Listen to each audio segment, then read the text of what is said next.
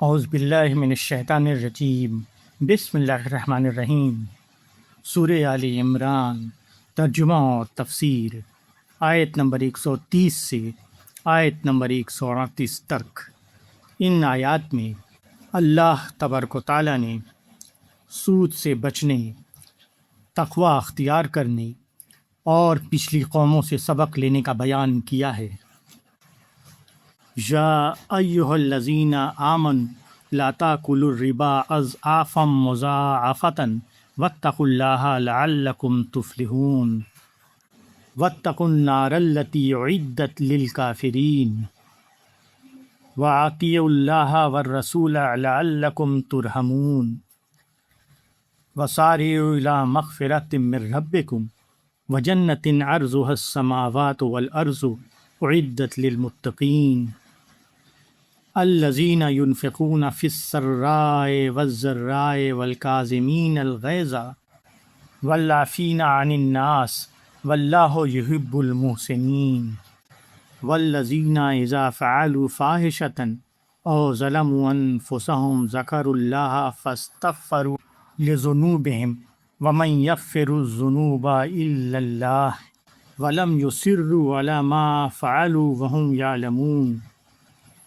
اولئک جزاؤہم مغفرۃ من ربہم وجنات تجری من تحتها الانہار خالدین فیہا ونعم اجر العاملین قد خلت من قبلکم سنن فسیروا فی الارض فانظروا کیف کان عاقبۃ المکذبین ھذا بیان للناس وہدی وموعظۃ للمتقین۔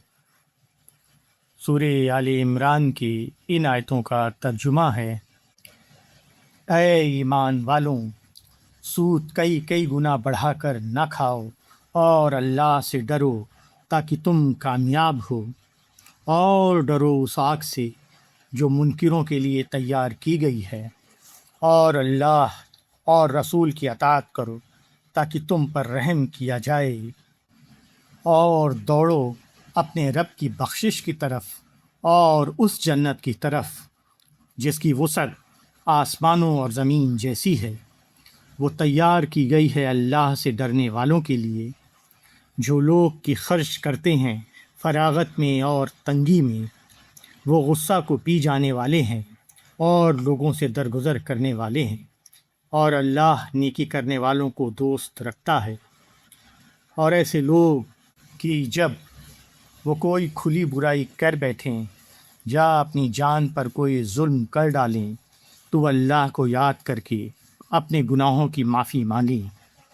اللہ کے سوا کون ہے جو گناہوں کو معاف کرے، اور وہ جانتے بوجھتے اپنے کیے پر اصرار نہیں کرتے۔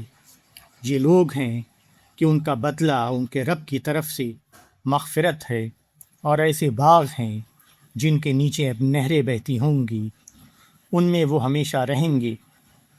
کیسا اچھا بدلہ ہے کام کرنے والوں کا۔ تم سے پہلے بہت سی مثالیں گزر چکی ہیں، تو زمین میں چل پھر کر دیکھو کہ کیا انجام ہوا جھٹلانے والوں کا۔ یہ بیان ہے لوگوں کے لیے، اور ہدایت اور نصیحت ہے ڈرنے والوں کے لیے۔ سورہ آل عمران کی ان آیات کی تفسیر ہے: سودی کاروبار زر پرستی کی آخری بدترین شکل ہے۔ جو شخص زر پرستی میں مبتلا ہو، وہ رات دن اس فکر میں رہتا ہے کہ کس طرح اس کا مال دونا اور چوگنا ہو۔ وہ دنیا کا مال حاصل کرنے کی طرف دوڑنے لگتا ہے، حالانکہ صحیح بات یہ ہے کہ آدمی آخرت کی جنت کی طرف دوڑے اور اللہ کی رحمت و نصرت کا زیادہ سے زیادہ حریص ہو۔ آدمی اپنا مال اس لیے بڑھانا چاہتا ہے کہ دنیا میں اس کو عزت حاصل ہو، دنیا میں اس کے لیے شاندار زندگی کی ضمانت ہو جائے، مگر موجودہ دنیا کی عزت و کامیابی کی کوئی حقیقت نہیں۔ اصل اہمیت کی چیز جنت ہے، جس کی خوشیاں اور لذتیں بے حساب ہیں۔ عقل مند وہ ہے جو اس جنت کی طرف دوڑے۔ جنت کی طرف دوڑنا یہ ہے کہ آدمی اپنے مال کو زیادہ سے زیادہ اللہ کی راہ میں دے۔ دنیاوی کامیابی کا ذریعہ مال کو بڑھانا ہے اور اخروی کامیابی کو حاصل کرنے کا ذریعہ مال کو گھٹانا۔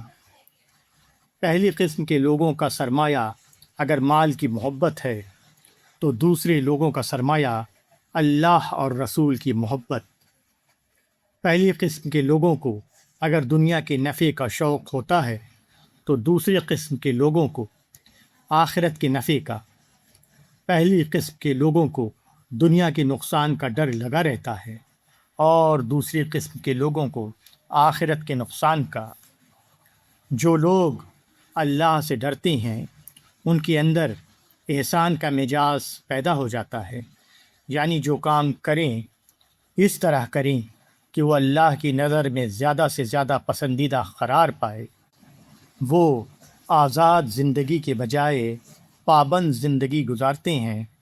خدا کے دین کی ضرورت کو وہ اپنی ضرورت بنا لیتے ہیں اور اس کے لیے ہر حال میں خرچ کرتے ہیں، خواہ ان کے پاس کم ہو یا زیادہ۔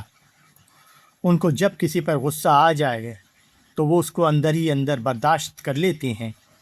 کسی سے شکایت ہو تو اس سے بدلہ لینے کے بجائے اس کو معاف کر دیتے ہیں۔